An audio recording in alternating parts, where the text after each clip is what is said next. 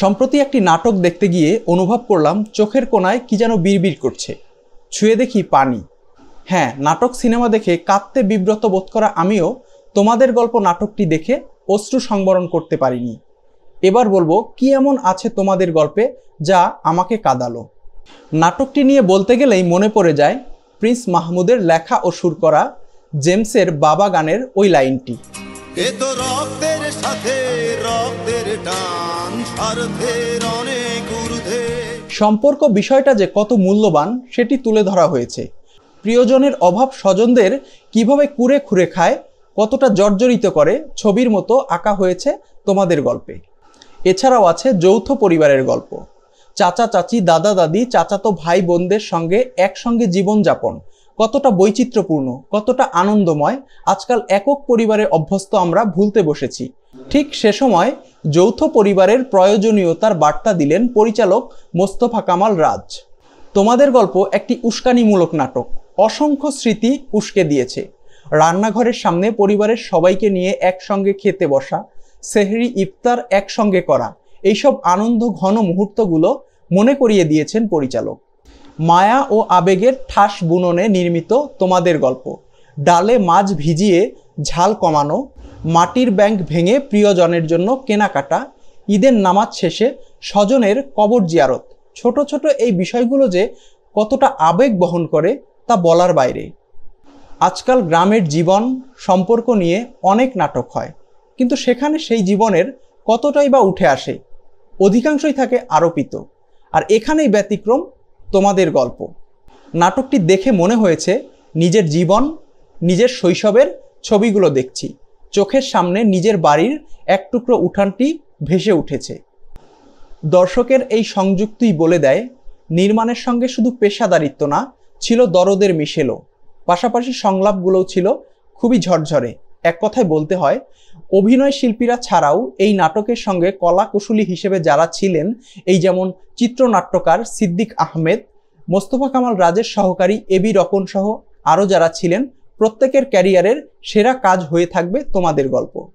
অভিনয়ের কথা বলতে গেলে প্রত্যেক অভিনয় শিল্পীকে নিয়ে আলাদা করে বলতে হবে।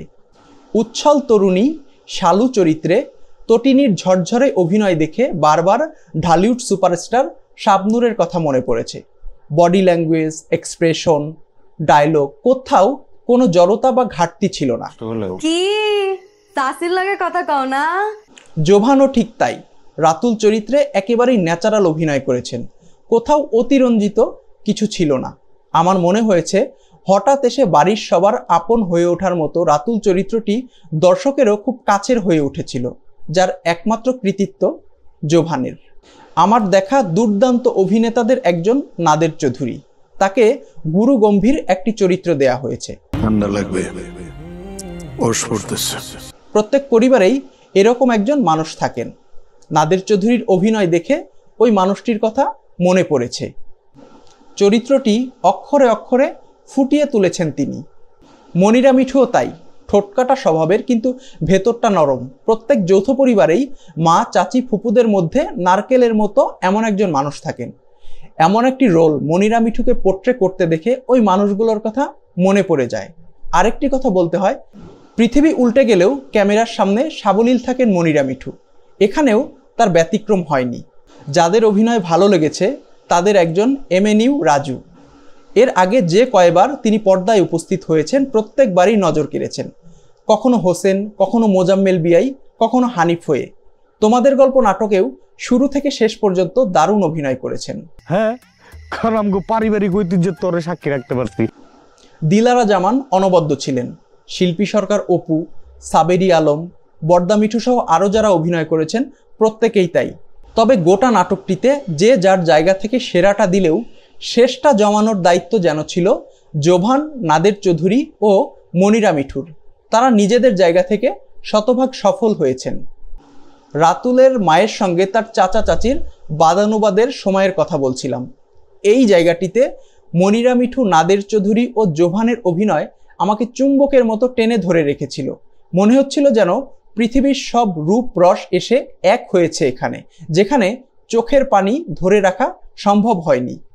সিকোয়েন্সে সিকোয়েন্সে মুগ্ধতা ছড়িয়ে, মায়ায় জড়িয়ে এই জায়গায় এসে মনে হয়েছে তোমাদের গল্প আসলে আমাদের গল্প।